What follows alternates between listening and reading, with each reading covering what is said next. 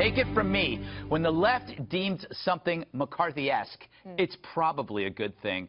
Like Donald Trump's proposal on extreme vetting, which sounds like something Tom Cruise did to potential wives. But Trump's plan for questioning potential immigrants is, for the New York Times, quote, an uncomfortable echo of McCarthyism, meaning it's mean and intolerant.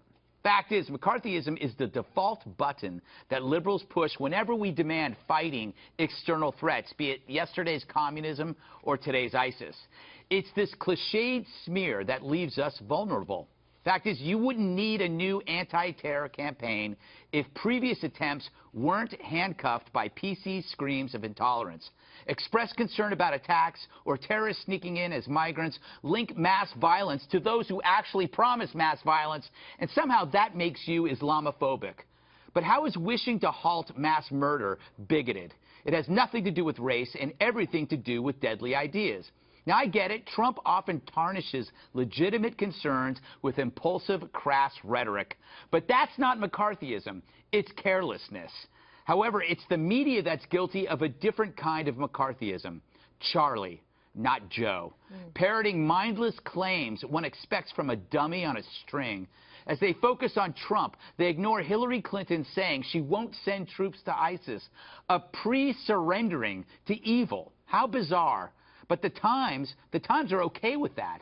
Always on the wrong side of history, the media cannot read the handwriting on the wall, even when it's written in blood. You know, the thing is, Jesse, there was a lot of, we talked about his speech yesterday, and there were some legitimate problems here and there, but his plan is actually a legitimate response to what's happening in Germany and France. It's not bigoted to think, if terrorists are streaming through, we should try to stop that. Right. I think the New York Times would rather be offended than dead. Yeah. The New York Times doesn't like extreme vetting. The New York Times undertakes extreme vetting against Republicans every single day. That's a good point. If America vetted Muslim immigrants as toughly as the New York Times vets Donald Trump, this would be a safe country. And if you look at the two latest major terror attacks in this country under the president, you've had the Boston bombing and San Bernardino. Both were the result of failed vetting. So the New York Times logic seems to be, to me, it is intolerant to ask someone if they're tolerant. Trump has them so tied up in presses. And the New York Times is so tolerant, they don't have one conservative on their editorial page. So don't lecture us about being tolerant. But they have one, right? Not a real one. Oh, come on. Oh. Who is it? Who is it? Ross? Ross Douthat. Ross Douthat. Oh, yeah, yes, a household name. Wow. If Jesse. you read. Yeah. Oh, yes. Is there pictures in the New York Times? I look at the cartoon. I like the cartoons, I mean, Frank too. Rich. Yeah. Oh, Jess. And that economist, what's his name, Krugman. Let's talk about this. What do you make of the New York Times? There was they went after the speech, but somehow they ignored the fact that Hillary says no boots on the ground with ISIS, basically telling ISIS what we're going to do. Right. And again, neither candidate, if they become president, is actually probably going to do the exact things as president that they are saying as when they are candidates. And I think it's tomorrow that they both start getting their intelligence briefings. So you might even see either a softening of the rhetoric or some other sort of pivots. The thing about McCarthyism is that it is one thing to prevent someone from coming into the country if they want to overthrow your government. Right. Okay. But what Donald Trump was talking about yesterday, when he was talking about in his speech, maybe inartfully, was about a religious test, right? And it's about and that is what I think if the New York Times wanted to be more successful in arguing against his speech, that if you're talking about being a pure constitutionalist, then you could not be for what he's talking about. The other thing is, it's not just the New York Times that doesn't want to be offended, right? They are looking at the youth. Last week, USA Today and Rock the Vote, they do a joint poll together. The youth of this country are fleeing from Donald Trump because they don't want to ever be tagged with being bigoted or racist or even the semblance of being mean. That is what is hurting him with those folks. So I think there are some things that he could have done that were different. The other thing I would point out is last night, Special Report had Evan McMullen on. This is the gentleman from Utah who has thrown his hat in the ring to run as an independent. And hair. He has thrown his hair in the ring. It's really interesting, right? I mean, you don't see somebody who is bald, running for president. But he was on Special Report last night in the center seat, and one of the things he was asked about was, by Mercedes Schlapp asked him, well, what about refugee programs, and like, would you allow Syrian refugees in? And his point was that if you are a terrorist, the worst thing you could do is come through the refugee program, because that is actually pretty seriously vetted. What Donald Trump, I think, should also, expand upon is then how do you deal with it at the border when they're coming over, or when you have student visas, et cetera. He's talking about a massive overhaul of the program. It would be extremely expensive. That might be worth the money, but that's a conversation that the Congress is going to have with him or her come January. Yeah, to spend the money. Somebody's got to pay for it. But it always seems to me the media is always on the wrong side of existential battles. When it was with communism, you were a McCarthyite. If you were anti-communist, the New York Times was anti-communist.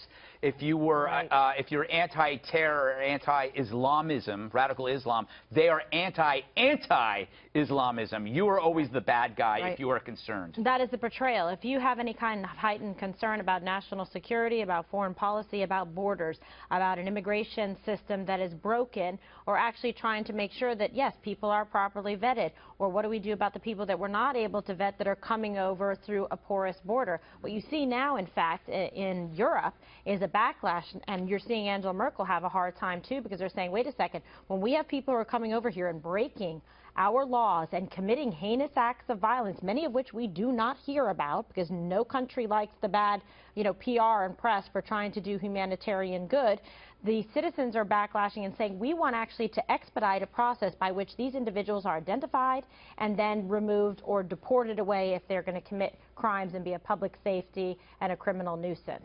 So that's the next wave that has to be handled. All right, Juan. What do you make of the constant refrain of McCarthyism? Don't you feel that the left relies on that too much? Rather than actually face the criticism and try to argue persuasively, they just call you, an intolerant jerk. Well, I think that goes on both sides, but you're right.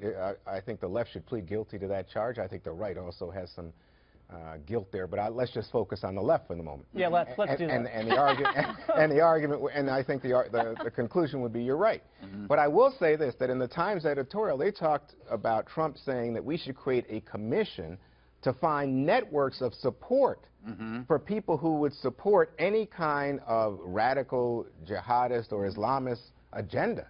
Well, that does strike. Oh, so now we're going to start saying, hey, well, what about Greg? And didn't Dana say, oh, wait a second, who opposes my love of Vladimir Putin?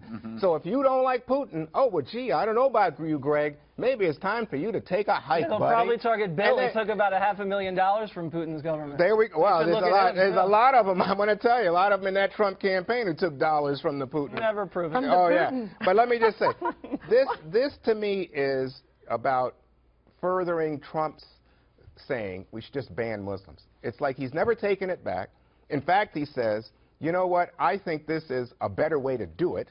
And he uses sort of this, amorphous language, and says, oh, yeah, I'm not talking exactly about it because so many of my fellow Republicans said that's not in keeping with American values and the Constitution. Yeah. So I'm going to put a different dress on it. I'm going to make her look a little different, but it's still the same pony. Jesse, because Juan's making a good point that when you share opinions, when you share the same big vision with somebody who often simplifies it to a point where it means something else. So it's like if you want to vet, and if you're worried about what's happening in Europe, suddenly you hate Muslims. And that's what's happening. That's what I think Juan is saying, that Donald has taken a message and turned it into something else. I think you have two sides. You have one side where Hillary wants to import 100,000 risky Muslim refugees willy-nilly. We can't trust her to begin with.